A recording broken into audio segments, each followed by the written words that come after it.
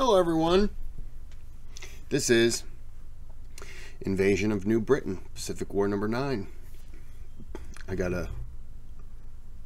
another cup of hot tea.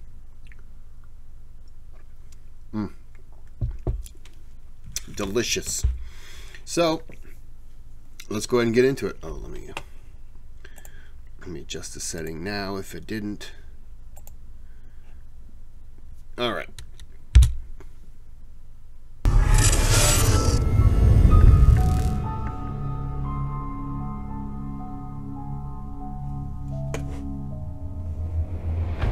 Last week, the Japanese had commenced their most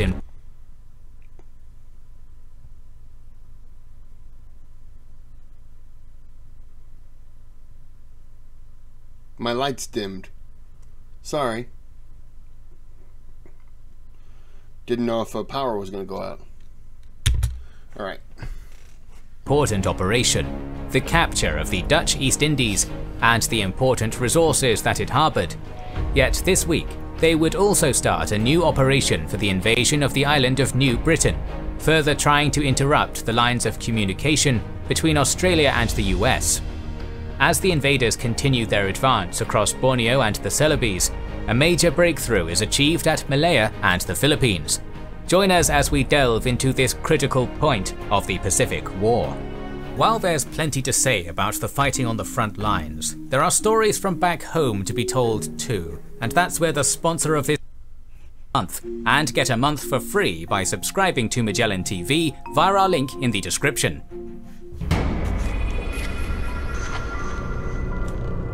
Thought that was my phone. Jeez. Since the start of the war, Tokyo had acknowledged that the British presence in the island of New Britain was a huge threat to one of their most important naval bases in the Pacific, the Truk Atoll. In response, they planned Operation R, an invasion of Rabaul in New Britain and Kavieng in New Ireland. The South Seas Detachment of General Hori was earmarked to carry out Operation R after the occupation of Guam, supported by the main strength of Admiral Inouye's 4th Fleet. Due to the rapid progress across all theatres of the Pacific, back on January 4th, the Japanese had started to bombard Rabaul, the old capital of the Australian-controlled territory of New Guinea, in preparation for a naval invasion. 10 days later, the South Seas Detachment departed Truk, escorted by the 4th Fleet's main units. In Rabaul, the Australians had a garrison of around 1,400 soldiers, mainly from the 23rd Brigade, under the command of Colonel John Scanlon, while an independent company of 130 soldiers was also sent to Kavieng for the protection of the island of New Ireland. On January 20th, the 4th Fleet, including carriers Akagi and Kaga, sent over 100 aircraft, which attacked Rabaul in multiple waves. 8 Wirraways attacked, with 3 being shot down, 2 crash landing and another damaged. The following day, an Australian Catalina flying boat discovered the invasion fleet just off Kavieng and sent a warning to headquarters before being shot down. In response, Australian soldiers quickly took up positions and their aircraft were hastily evacuated to Lae. But before continuing with the invasion of Rabaul, we turn to Burma, where the first major Japanese operations were also taking place. At the start of the war, the 143rd Regiment of the 55th Division accomplished the first attacks against British Burma during the invasion of Thailand. Upon reaching the Kra River, which marked the Thai border, the Japanese soldiers had quickly occupied Victoria Point on December 14th of 1941. The British forces at Burma. What's the strategic reason for Victoria Point? Because it didn't seem like there were any Allies forces there, so there, is it just to put a force there? Under Lieutenant General Thomas Hutton, then tried to delay the Japanese by blowing up bridges connected to Thailand, but they could not stop the Japanese from launching probing raids on southern Tenasserim. At the same time, Commander-in-Chief in India, Sir Archibald Wavell, was negotiating with Chinese leader Chiang Kai-shek to aid them with the defense of the Burma Road, the last Chinese lifeline, as the British only counted with the 46th and 16th Indian Brigades and the 1st Burma Division for the defence of their Burmese colony. In early January, Hutton had placed the 2nd Burma Brigade and the 46th Indian Brigade at Tenasserim itself, with their headquarters at the city of Mulmine. The British plan consisted of keeping the Japanese forces as far away as possible from the port of Rangoon, through which most aid flowed towards the Burma Road and China. In turn, Brigadier John Smythe thought that Tenasserim was practically indefensible, and they should retreat behind the Sitang River to establish more solid defensive positions, something that Hutton strongly opposed. This was to be a mistake, as on December 22nd, the 55th Division of Lieutenant General Ida Shojiro had assembled at Bangkok to prepare the invasion of Tenasserim. They would commence their advance on Moulmein on January 20th of 1942, heading from Raheng towards the Kokarike Pass. By January 18th, the 143rd Regiment would also manage to overcome the steep, jungle-covered Tenasserim range, then attacking Tavoy and overwhelming the 6th and 3rd Burma Rifles. The Japanese soldiers would next continue their advance on Megui, where the 2nd Burma Rifles were promptly evacuated before engaging the enemy. The occupation of Megui also saw some Burmese nationalists proclaim the creation of the Burma Independence Army, which would go on to accompany Japanese forces in this campaign. On January 22nd, the first clashes occurred at Kokarike between the 16th Indian Brigade of the 17th Indian Division and forward units of the 55th Division. The Indian defenders managed to hold on to this position with great tenacity, but they would be eventually outflanked and forced to retreat after 2 days of resistance. Between January 23rd and 29th, the Japanese would make a determined effort to establish air superiority over Tenasserim and Rangoon, and on the night of January 30th, their main attack on Moulmein would begin, as Japanese forces engaged the remainder of the 2nd Burma Brigade to the south and east of the city. The invaders quickly managed to force a position on the left of a ridge, and then continued to increase their pressure over the defenders throughout the next day. This position was almost impossible to defend, and the brigade was getting squeezed until Smythe finally ordered the retreat at the end of January 31st. The way to Rangoon was now open, but will have to wait some time to cover the main attack on Burma. Meanwhile in Malaya, the I'll always take care of you.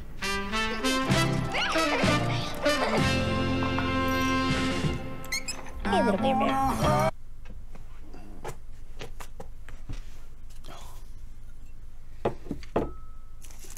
Meanwhile in Malaya, the situation was critical for the British defenders.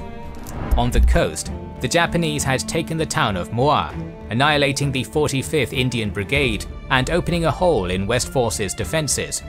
While to the north, the Australians had been pushed out of Gemas after losing much equipment. On January 17th, the retreating Allied units that managed to escape from Moa regrouped at Bakri and established a defensive perimeter around it. General Percival ordered them to recapture Moa, but the remaining Indian soldiers fell into a Japanese ambush, suffering heavy casualties, and then decided to call off the counterattack. The next day, General Nishimura of the Imperial Guards Division started a three-pronged assault against the Allied positions, thus commencing the siege of Bakri. Yet the spearhead of the attack, composed of Type 95 Hago tanks, advanced without infantry support and were wiped out by Australian gunners. Despite their valiant resistance, employing an excellent tactic of moving one section at a time to enfilade the enemy positions, by January 19th, Bakri had been surrounded by the Japanese invaders, who then started a concentrated shelling of the area. At the same time, the 5th Division had been applying heavy pressure to Australian forces to the north, forcing them to retreat to Segamat by January 20th. Seeing the rapid progress of the Japanese on the coast, they would continue to retreat towards the town of Kluang, which they would reach on January 24th. In the meantime, a single Indian company was holding off an entire Japanese division, while the rest of the Allied forces started to retreat towards Parit Silong on January 20th.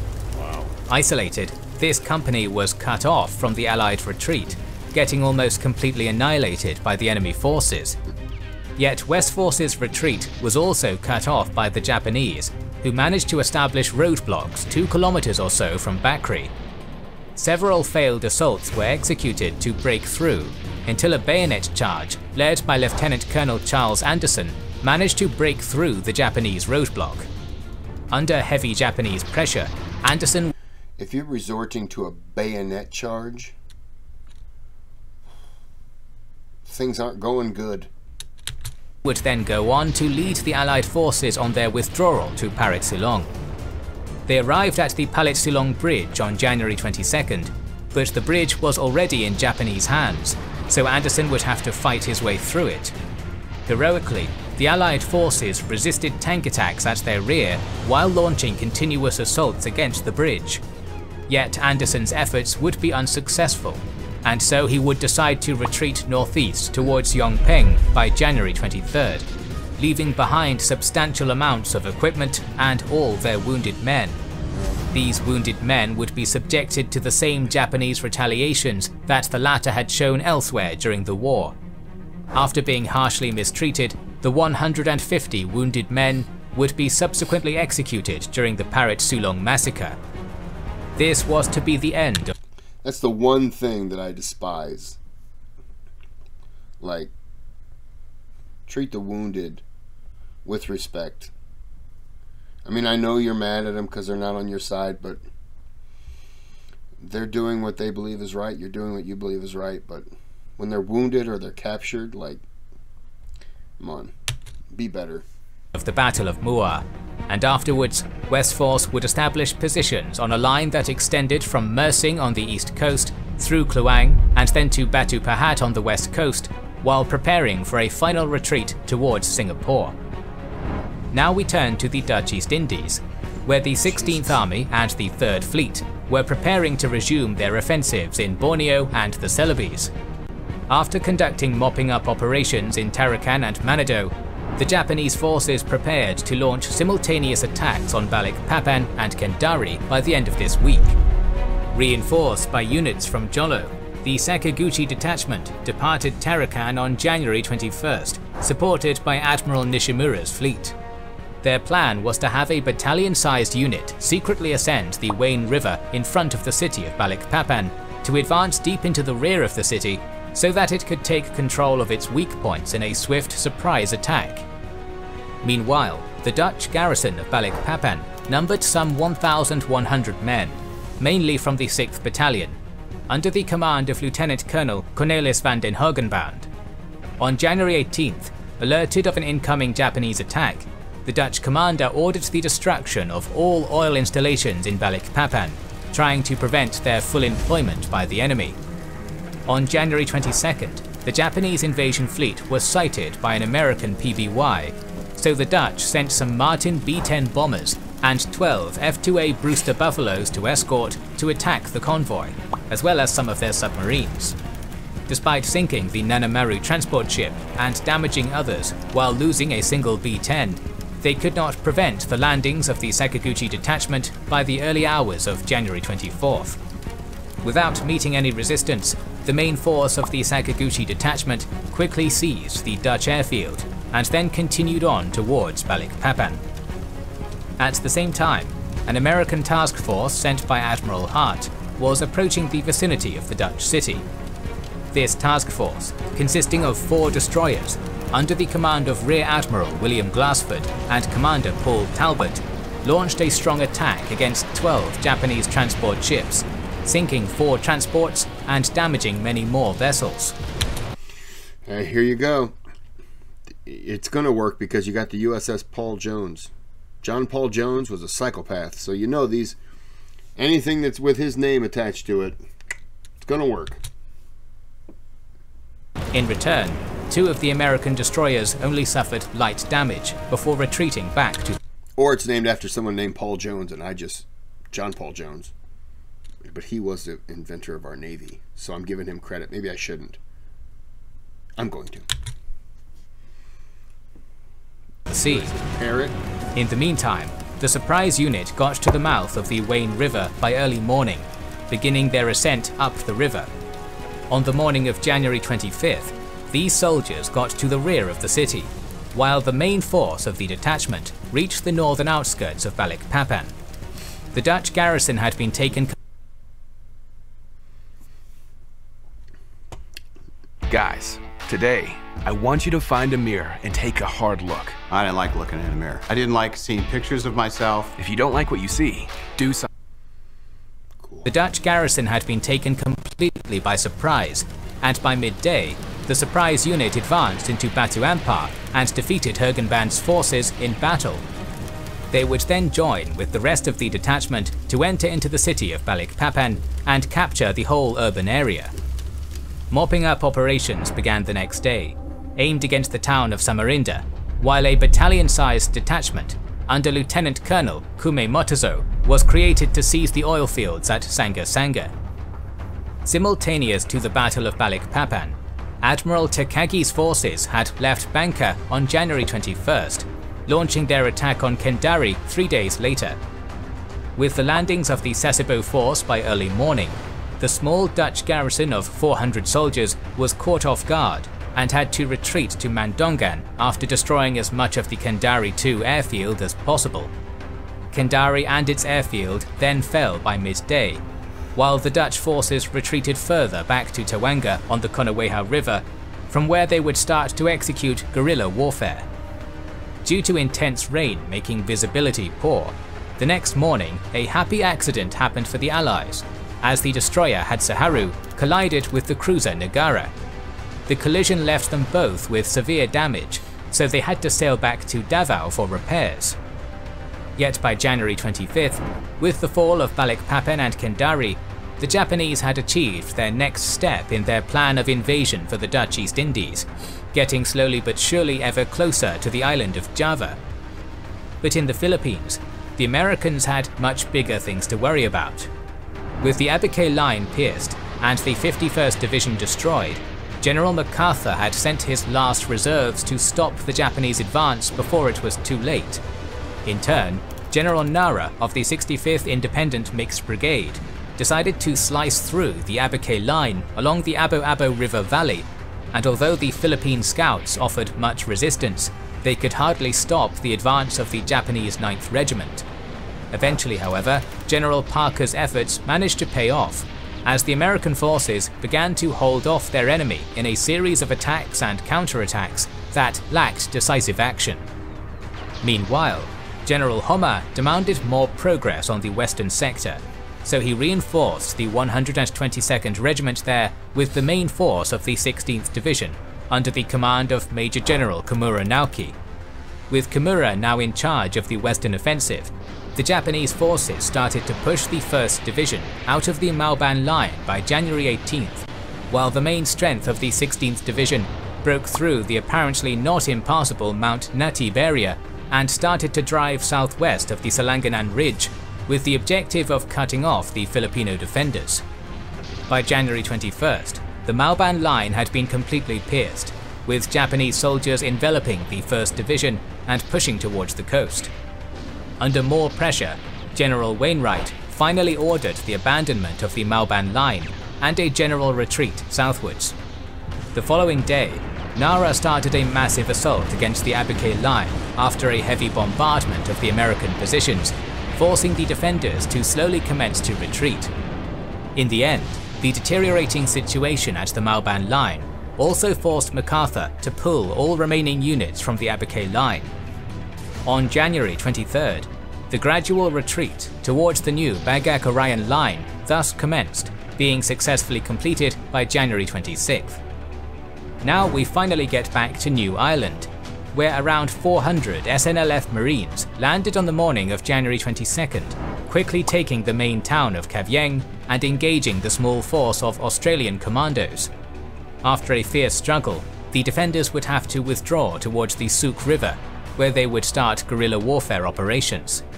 The following day, the bulk of the South Seas detachment landed at several points on the beaches of the Rabaul area, capturing many batteries and some minor airfields. In response, Colonel Scanlon ordered the destruction of military facilities and a general withdrawal from the town of Rabaul. Yet the Australian units had already been engaged by General Hori's forces, so the defenders would split into small groups that managed to retreat through the jungles by January 24th, then starting to execute guerrilla warfare. By this point, the Japanese had occupied Rabaul and were preparing to begin mopping up operations up to Lassal Bay. The Japanese would also execute mopping up operations in New Ireland until January 24th, then sweeping through Namatanai and its neighbouring islands for 4 days straight. Luckily for the Japanese, the military facilities and airfields at Rabaul were quickly repaired, with Rabaul becoming the biggest Japanese base in the New Guinea region. The success of this operation, as well as the victories at Batan, Moa, Balikpapan, Kendari and Tenasserim, continued the triumphant trend that the Japanese had been enjoying. Yet this was only the beginning, as next week the Japanese would continue their advance across the Philippines, Malaya and the Dutch East Indies, getting ever nearer to the final objectives of their respective campaigns. We will continue releasing weekly episodes on the Pacific War, so make sure... Wow. I've said it before, I'll say it again. It's just so impressive how Japan just attacks and attacks. It seems like once every 10 battles, they don't get the success that they want. They may push forward, but they have to fall back. But eventually they get what they want. It really is impressive. Well, I'm going to end this here. Like and subscribe. Oh, that was a hiccup. And have a good day. Have a good night.